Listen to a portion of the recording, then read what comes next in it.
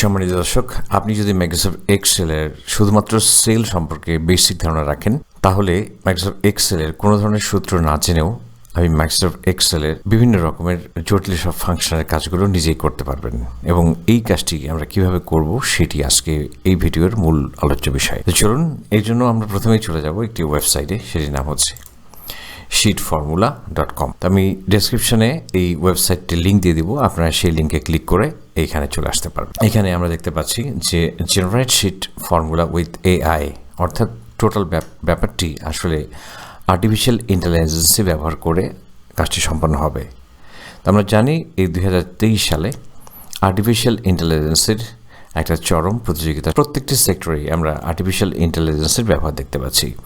আর Microsoft এক্সেলের ক্ষেত্রেও এর প্রয়োগ যে হবে না তেমনটি নয়, আর সেটি আমরা দেখবো আজকে। চলুন তাহলে শুরু করি। ধরুন যে আপনার এক্সেলের কোনো সূত্র বা ফাংশন সম্পর্কে আপনার কোনো আইডিয়া নেই, আপনি জাস্ট এখানে লিখে দেবেন এবং অটোমেটিকলি এখানে আপনার ফর্মুলাটি তৈরি হয়ে যাবে। আপনি এটি চাইলে গুগল শিটেও ব্যবহার করতে পারেন এবং এক্সেলের জন্য আলাদা ফাংশন এখানে তৈরি হয়ে যাবে, আপনি তাকে জাস্ট শুধু মেনশন করে দেবেন।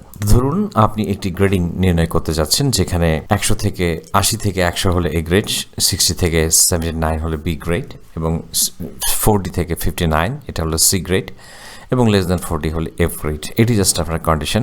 আপনি এতটুকু শর্ত ভালোভাবে তাকে বোঝাতে পারলে, শুদ্ধভাবে যদি আপনি লিখতে পারেন, তাহলেই আপনি গুগল শিটের জন্য করবেন না এক্সেলের জন্য করবেন। আমি এক্সেলের জন্য করছি। এখানে জাস্ট জেনারেট বাটনে ক্লিক করুন এবং কিছুক্ষণ অপেক্ষা করতে হবে, এবং টাইম অ্যালাউ করলে দেখুন অটোমেটিকলি কিন্তু এখানে একটা সূত্র জেনারেট হয়ে গেছে। এবং আপনি এটাকে জাস্ট কপি করুন, এরপর মাইক্রোসফট এক্সেলে চলে আসুন।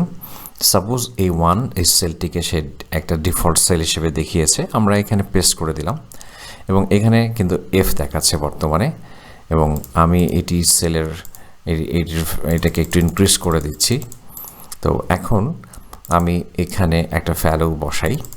ধরুন আমি এখানে একটু ভ্যালু বসিয়ে দিচ্ছি 80, এখন কিন্তু এ গ্রেড দেখাচ্ছে। দেখুন এখন যদি আমি এখানে 65 বসাই তাহলে হচ্ছে বি গ্রেড দেখাচ্ছে, এবং যখন আমি এখানে 40 বসাচ্ছি তখন আমার সি গ্রেড দেখিয়ে দিচ্ছে। তার মানে আমি এখানে জাস্ট যেটি করেছি, এখানে আমি আসলে তাকে জাস্ট বলে দিয়েছি, তাহলে এখানে অটোমেটিকলি সে একটা সূত্র জেনারেট করে দিয়েছে। তো আপনারা এরকম করে যে কোনো সূত্রে এখানে প্রবলেমগুলো যদি প্রপারলি তাকে বোঝাতে পারেন, তাহলে আশা করা যায় একটা সলিউশন এখান থেকে পাওয়া যাবে। তবে একেবারে যেটি বলছিলাম যে ফাংশন আসলে যে আপনাকে শিখতে হবে না, ব্যাপারটি এমন নয়। আপনি যদি কোনো কিছু শেখেন, আপনার দক্ষতা অর্জনের আসলে কোনো বিকল্প নেই। এটি হচ্ছে আসলে আপনাকে সাময়িকভাবে বিভিন্ন ক্ষেত্রে আপনার যদি কোনো কিছু জানা থাকে, তাহলে আপনি আসলে এআই টুলের সাহায্য নিয়ে আপনি বেশ কিছু দূর আরও বেশি আপনি এগিয়ে যাবেন। কিন্তু তার মানে এই নয় যে আপনি কোনো কিছু শিখবেন না। ব্যাপারটি আসলে একটু চমক দেওয়ার মতো বিষয়টি ছিল যে আসলে দেখুন যে আমরা ইফের যে ব্যাপারগুলো অনেকে এক্সেলে কঠিন মনে করে, কিন্তু সেই কাজটি আসলে খুব সহজেই এখানে ইফ ফাংশনের মতো সূত্র এক্সেল জেনারেট করে দিচ্ছে। ধরুন এরপর পাশাপাশি আমরা আর একটা প্রবলেম দেখব। যেমন ধরুন আপনি অনেকেই হয়তো এখানে এই কথাগুলো হয়তো ইংরেজিতে লিখতে হবে, যার কারণে হয়তো লিখতে অনেকের কাছে মনে হতে পারে যে এই প্রবলেমটা আমি কীভাবে লিখব। তো তার জন্য একটা সলিউশন আমি দিচ্ছি। এখানে আমরা গুগল ট্রান্সলেটে চলে যেতে পারি, গুগল ট্রান্সলেট। এরপর আমরা গুগল ট্রান্সলেটে চলে আসবো। গুগল ট্রান্সলেটে আসার পর আমরা এখানে ডিটেক্ট ল্যাঙ্গুয়েজ এখানে আমরা দিয়ে দিব, জাস্ট এখান থেকে বাংলা দিয়ে দিব এবং বেঙ্গলি দিয়ে দিলাম, আর এখানে ইংলিশ রেখে দিলাম। তো এখানে যদি আমরা ইংরেজিতে টাইপ করতে না পারি, সেক্ষেত্রে আমরা এখানে বলে দিতে পারি, এবং এই মাইক্রোফোনটি অন করে এখানে আমরা বলবো। আমি এখানে ক্লিক করার পরে যে কথাগুলো বলবো সেগুলো অটোমেটিকলি এখানে লেখা হয়ে যাবে, এটা আপনারা জানেন। তো যাই হোক, আমি দেখাচ্ছি, যেহেতু বলেছিলাম যে বললেই টাইপ হয়ে যাবে, বললেই প্রবলেম সলভ হয়ে যাবে। জাস্ট আমি একটি প্রবলেম বলি। 3টি বিষয়ের মধ্যে কোনো একটি বিষয়ে 33-এর কম হলে ফেল, অন্যথায় পাস। ওকে, তো এখানে দেখুন যে আসলে ইংরেজিতে কথাটি জেনারেট হয়ে গেছে। আমি এটাকে কপি করে নিলাম।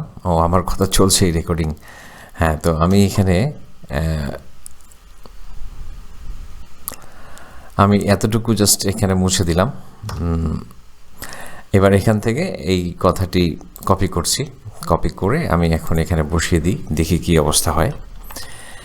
Fail if less than 33 in any subject, any one of the 3 subject, otherwise pass. এখন দেখি আমরা জেনারেট করি। এখানে দেখুন, এখানে কিন্তু ফর্মুলা অটোমেটিকলি জেনারেট হয়ে গেছে। আমরা এটাকে কপি করি এবং এক্সেলে চলে যাই এবং এখানে পেস্ট করি। এখানে পেস্ট করে দিচ্ছি, ওকে। তো এখানে দেখাচ্ছে আসলে A1, B1 এবং C1।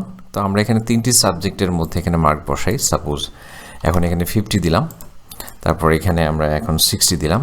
এখন দেখুন পাস দেখাচ্ছে, কারণ সবগুলো সাবজেক্টই পাস হয়েছে, তাই পাস দেখাচ্ছে। আমরা একটা সাবজেক্টে এখন কম করে দিই, সাপোজ এখানে 32 দিলাম, এখন দেখুন ফেল দেখাচ্ছে। তার মানে 3টি সাবজেক্টের মধ্যে কোনো একটি সাবজেক্টে 33-এর কম হলে ফেল দেখাবে, আর সবগুলো যদি 33 দেওয়া হয় তাহলে পাস দেখাবে।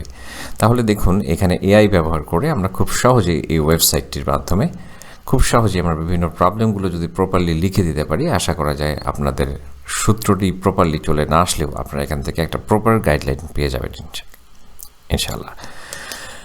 তো আশা করছি টিউটোরিয়ালটি আপনাদের জন্য অনেক হেল্পফুল হবে, যারা নতুন শিখছেন এবং যারা এক্সপার্ট সবার জন্যই এই ওয়েবসাইটটি আপনাদেরকে অবশ্যই এক্সেল শেখার জন্য অনেক বেশি হেল্প করবে আশা করছি। তো এই টিউটোরিয়ালটি ভালো লেগে থাকলে এবং টিউটোরিয়ালটি থেকে আপনি উপকৃত হয়ে থাকলে অবশ্যই লাইক এবং কমেন্ট করে উৎসাহিত করবেন এবং আপনার মতামত জানাবেন। আর পরবর্তী ভিডিও দেখার আমন্ত্রণ জানিয়ে, এবং আপনি যদি এখনও চ্যানেলটি সাবস্ক্রাইব না করে থাকেন, সাবস্ক্রাইব করার বিনীত অনুরোধ করছি। খুব ভালো থাকবেন।